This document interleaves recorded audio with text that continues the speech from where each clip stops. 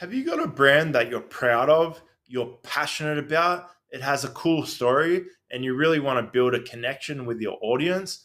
Well, what if you could combine that with making thousands or tens of thousands or maybe even $100,000 like I did by going on podcasts? In this video, I'm going to show you exactly what I did to actually generate that money and how doing those things built a really good connection with the people coming to my agency. Now, if you have an e-commerce business or a service business, this will work for both of those types of businesses. And I'm going to show you some really cool ninja hacks that I've never heard anyone on YouTube actually say. Now, if you don't know who I am, my name's Clayton Bates, and I'm one of the only people to ever be registered and authenticated as a Shopify expert that is actually on YouTube. A lot of people say they're Shopify experts, but I actually was registered and authenticated by Shopify as being an expert. And I've helped generate hundreds of millions of dollars by building websites that convert more visitors into paying customers. So in this video, let's get into it. I'm going to show you exactly what I did and what you could do to get that cool story that you're passionate about and build that brand right now. All right. So over the last few years, I've been able to jump on, I think, like 20 podcasts now. About 20 podcasts. And these are all the ones I've been on. Now, am I saying, do you need to go on 20 podcasts? No. But I think the way I'm going to explain it in this video on like ways to actually get onto podcasts, it's going to make sense why I went on 20. And if you can learn a couple of the principles that I learned, which I'm going to teach you later in the video, it's going to make a lot of sense on why it might make sense to actually go on 20 podcasts, even though you probably only need to go on a handful, depending on what situation you are in for your business. So let's jump into the other part of the video and get into it. All right, so there's three key areas that we're going to actually go through in this video. Why this might be a good idea for you to do, some ninja hacks that I've learned along the way that can help generate tens of thousands and maybe even $100,000 like I did, and how to get on podcasts. So I'm going to show you all the different ways that I got on podcasts so you can try yourself if you want to as well. All right. So why this might be a good idea. Building a connection, brand, and story. So basically, if you're trying to build a brand, if you're trying to get people to relate to you and listen to your story, going on podcasts is an absolutely unbelievable way you can actually communicate this to people, especially if you're really passionate about what you do. So here's a great example, right? Let's just say you made cat food, right? And you're really passionate about the ingredients that are in it because the ingredients are really good for your cat, for example. And you get on a podcast and you sort of explain, yeah, I found out that there's all this really bad chemicals and stuff in cat food, and I love my cat, and the people listening to it, they might love their cat also, right? And they're like, so I thought, why don't I make a cat food that has really good ingredients that keeps my cat healthy and all this sort of stuff, because people basically love their dogs and their cats like family sort of thing. So you really get that passion across, that connection, you build that brand and that story. So if people, especially if people are on the fence, right, to buy your product, they listen to that and they can actually hear it in your voice. And then they're like, you know what? I was on the fence. I'm going to buy your product now. So that's a really, really good reason to actually do that. And the other thing too, like a lot of people need a number of touch points before they buy something off you. They might need to see you 3 different ways before they buy something, or 10 or 20, or even myself in a service-based business. Normally people need to spend like 6, 7 hours actually listening to your content before they actually trust you to spend thousands or tens of thousands of dollars sort of thing, right? So I even get on a lot of calls and people are like, oh, I love listening to your story, or I listen to your podcast and things like that. So if you have all this content that people can consume, it really builds really good stuff for your business, your brand, your product, your service sort of thing. So that's why I love doing this. I always think if there's 20 reasons why someone buys something off you, being on a podcast might be one of those reasons.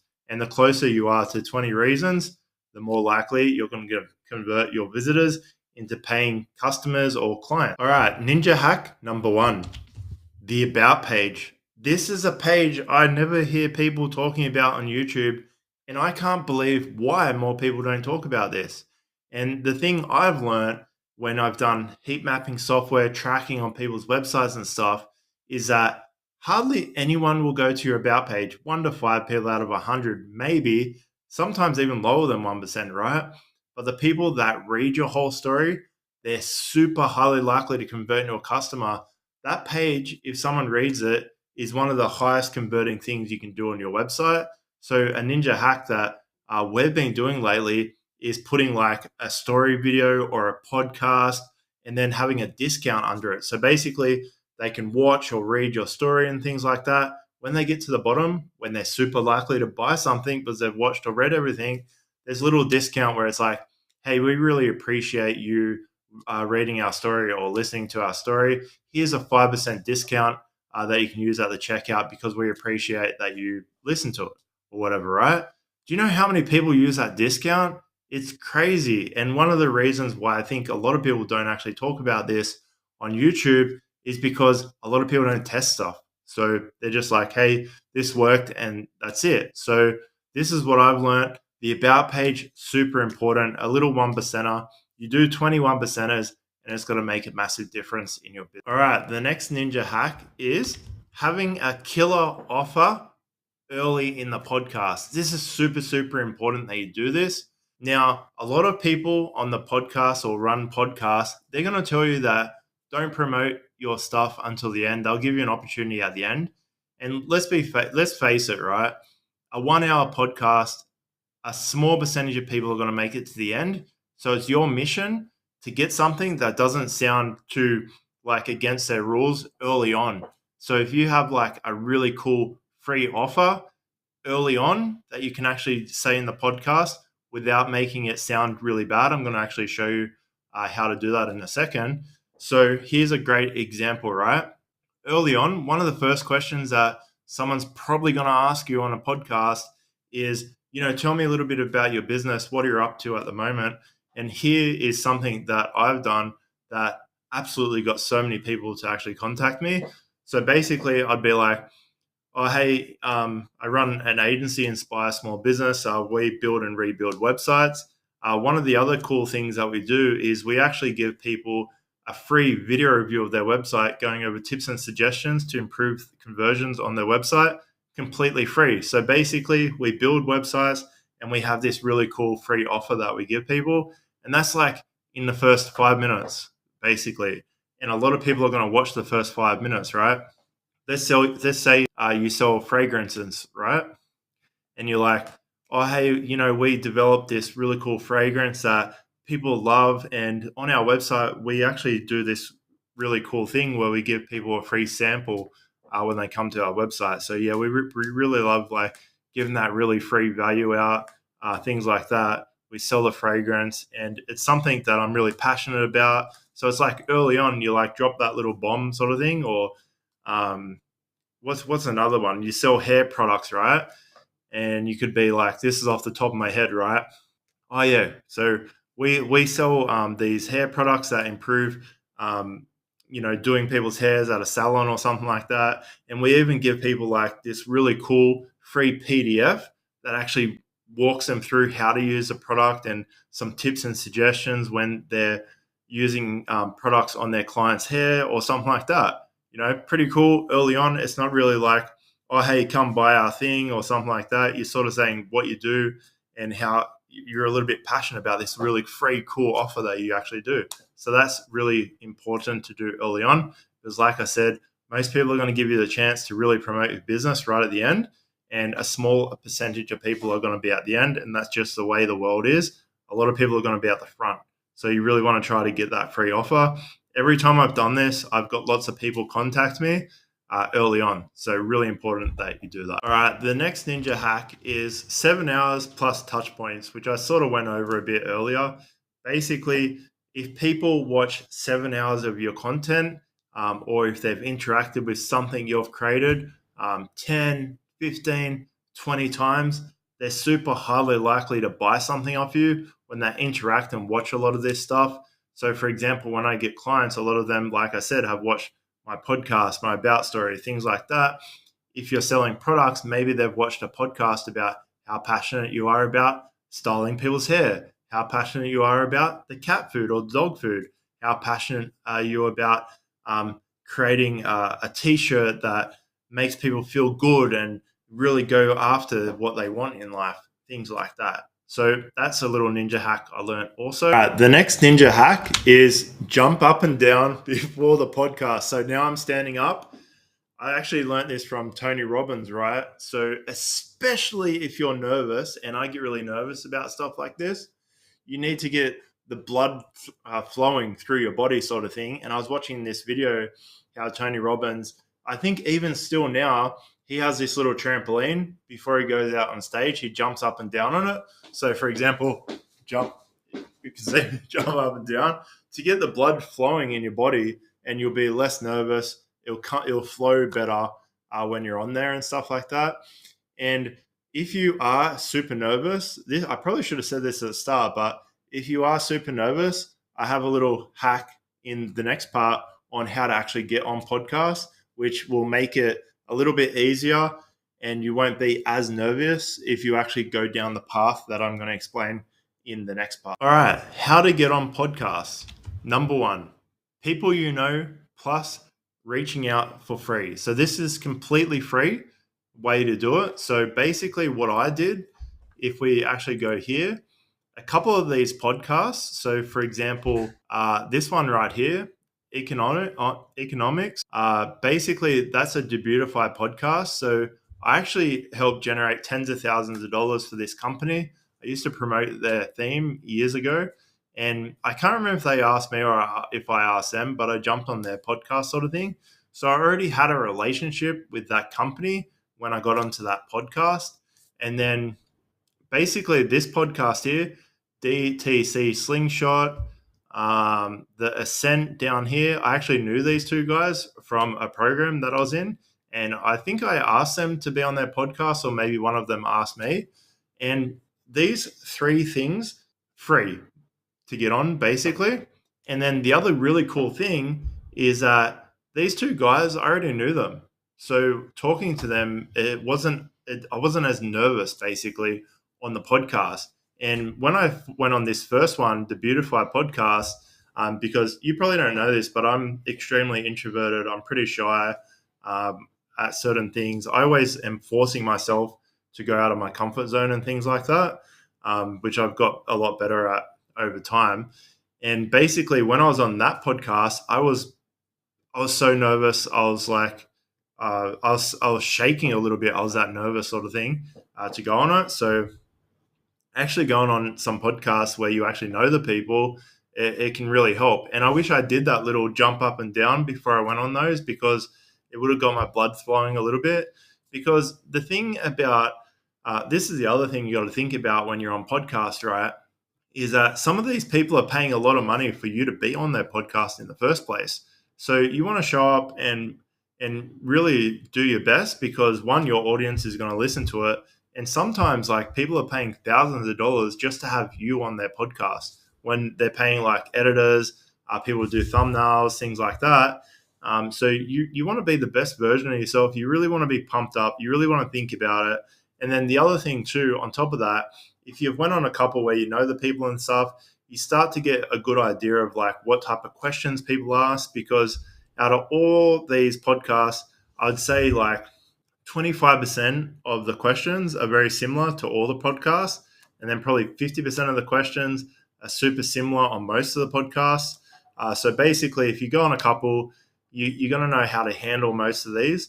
Now, obviously, the more you know about the subject, the topic, things like that, the easier it is. So, for example, if someone asked me any questions about Shopify, I think out of all these 20 podcasts, maybe 2 or 3 things was like, oh, hey, one of my staff looks after that. I haven't dealt with it for like 3 or 4 years, but I could also still give like an overview of that answer to that question. So the more you know about the subject, the more you know about what you're doing, the easier these things are gonna be. And if you're only just starting out, we all start somewhere. So just go for it. Like at the end of the day, if you mess up, they'll just edit it out anyway. So it doesn't really matter too much. You're probably overthinking it a lot as well. A lot of this stuff is just overthinking as well. All right. So the next one is podcast apps or software or whatever sort of thing. And I'm just going to quickly jump over to this one right here. So there's this one called PodMatch. So basically, I think it's like $20 or $30 a month, and you can create a profile and you can ask people to be on your podcast, or you can ask to be on other people's podcasts. So basically, if we go down, I think it's somewhere around here. There's pricing. Let's just click pricing here, so I'll go there. Oh yeah. So basically, I'm a podcast host looking for guests. I'm a guest looking for podcasts to be on. So you can sort of like you're doing both. So you can select whatever.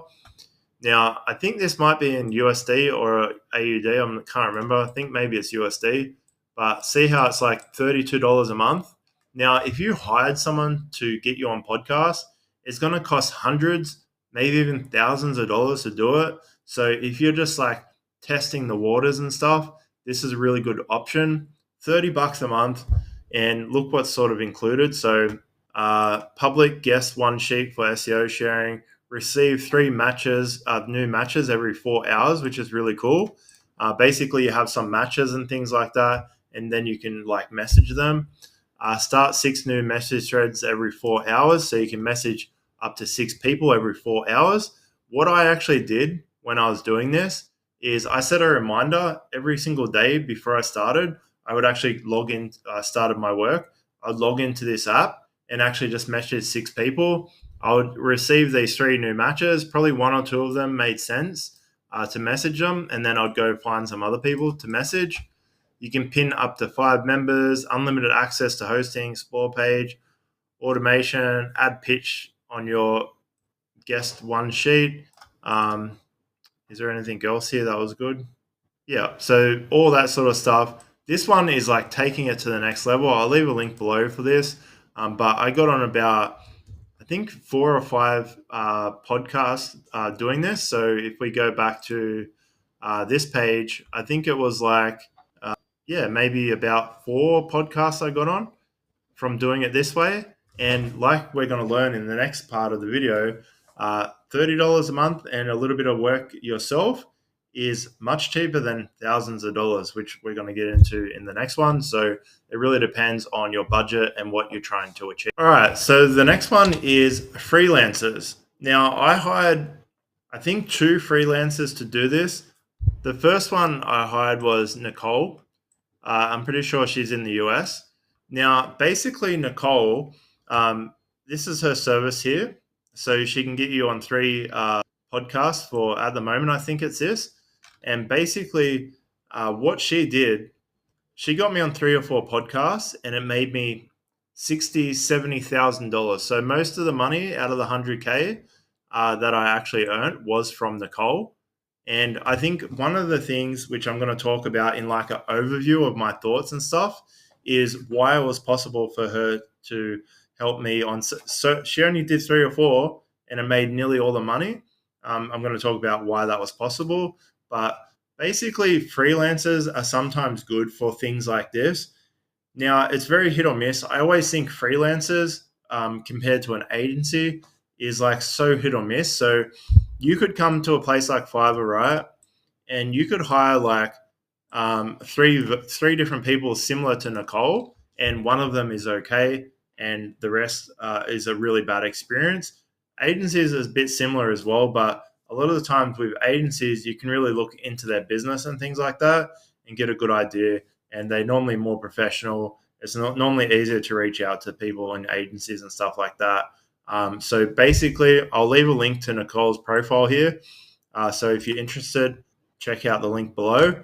Also, I didn't say this, but I'll leave maybe a link to a checklist, or maybe if you come over to my school community here, I'll have a checklist in this group where you can download it and go through some tips and suggestions. All right, so the last one is hiring an agency to do this. Now, I'll just be transparent with you. I paid $5,000 Australian to actually be featured on, I think it was 3 or 4 podcasts, and to be featured on maybe 4 publications, which if you want me to make a video about publications, let me know in the comments below, and I might make that video too if enough people leave a comment. And basically what I think was really good about the agency is that they have a process that they follow. So it's actually a little bit a better of a process than if you just went to like Fiverr or something like that. And I really like the process that they had with the agency. But the issue with the agency that I found is I'm going to talk about in the overview. But the one good thing about when I hired the agency is they opened my mind to really believe that I can make money on podcasts. So even though the agency cost me the most amount of money and it was the second best results that I got as far as revenue, there was definitely something I think if you know this, it will make a lot of sense and maybe help you make your mind up if you should do it yourself, use an app, freelancer, or agency. But I really love the process and I really love that they specialize in it and they inspired me to get on 20 podcasts and I made over $100,000 doing that. All right. So if you made it this far, I guess the question is, should you hire a freelancer, an agency? Should you do it yourself or should you use software that will help you to get onto podcasts? Now, this is what I did. The first experience is I asked people I knew. So the first 3 I got onto podcasts with people I knew. The next thing I did was hire an agency. I paid about 5,000 Australian. Then the next thing I did was I hired a freelancer, and that's when I made like $60,000-$70,000. And then the fourth thing, I did it myself. So basically, the reason I did it myself in the end is because I thought $30 monthly fee, I could probably get on, 20, 30 podcasts easily without spending hundreds or maybe thousands of dollars, right? Now, I actually personally think I did it in a really messed up way that does not make any sense at all. And the way that I did it hurt the agency getting better results. So the thing about you going on podcasts in the first place is that why would someone want you on their podcast in the first place, right? You have to ask yourself this, why? So imagine me hiring an agency, right? And then I've only been on one podcast ever. And then they're trying to get my name out there, right? It's really hard to actually get people to actually pick you because you've only been on one. And then you think about the one that I'd been on, I'd been super nervous too. So even if they listened to it, it was just an okay podcast, right? So I really hurt their chances on getting on really good podcasts, right? Now, what I think would have been a much better approach and would have really helped this agency is first, if I did the first thing that I did, ask some people I know if I could be on their podcast, get some experience, then maybe jump on one of the programs where you can reach out to people that have podcasts and stuff like that, because it would have been a low cost, $30 a month. I could reach out each day to 5 or 6 people. I could have probably got on a couple of people would have asked me. Now, one of the ninja hacks for that stuff as well is that you really have to build out a really cool profile, because the one thing that I noticed about when I updated my profile and added heaps of links and really made it like I'd been on so many podcasts, which I had by then, like 15 or 14 or something, right? It looks a lot better when they look at you. You have to really think about them picking you. And for my example is like, I built 600 websites. I'm a Shopify expert. I've been on 15 podcasts.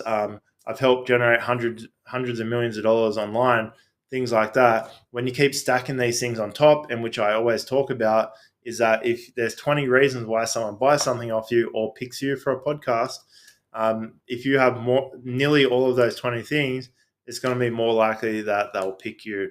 And I think the more podcasts you're on, the more likely they're going to ask you to be on their podcast, because they will be like, oh, all these other people have picked him. He must be really interesting or something like that, right? Then the next step I'd probably go is hire a freelancer, because if you've got on a few, you might have got a bit of traction. Now it's time to hire a freelancer. It's a bit of a lower cost to an agency, and then they can start getting you on the ball to get on more podcasts. And then I'd probably hire an agency, because at the time when maybe you hire an agency, you've been on 12 podcasts, it will be super easy for them to get you on more podcasts at that stage, sort of thing. So everything makes sense for each different person. I think that would have been a much better way if I did it. Maybe that will work for you. Maybe you sell a product and it only makes sense to be on 2 or 3 podcasts. No dramas at all. I know from my agency, lots of people that get on sales calls and things like that with me have watched 1 or 2 podcasts that I've been on, or my story and stuff. So like I said, these little things matter to some people. Stack the little things on top and let me know in the comments what you think. And if you have any ideas for other videos or questions and stuff, let me know below. Your feedback really helps me make the best videos. And I'd just like to say we're nearly at 2,000 subscribers. I really appreciate you. And thank you so much for subscribing. If you haven't hit that subscribe button like everyone says on YouTube, smash it. And until next time,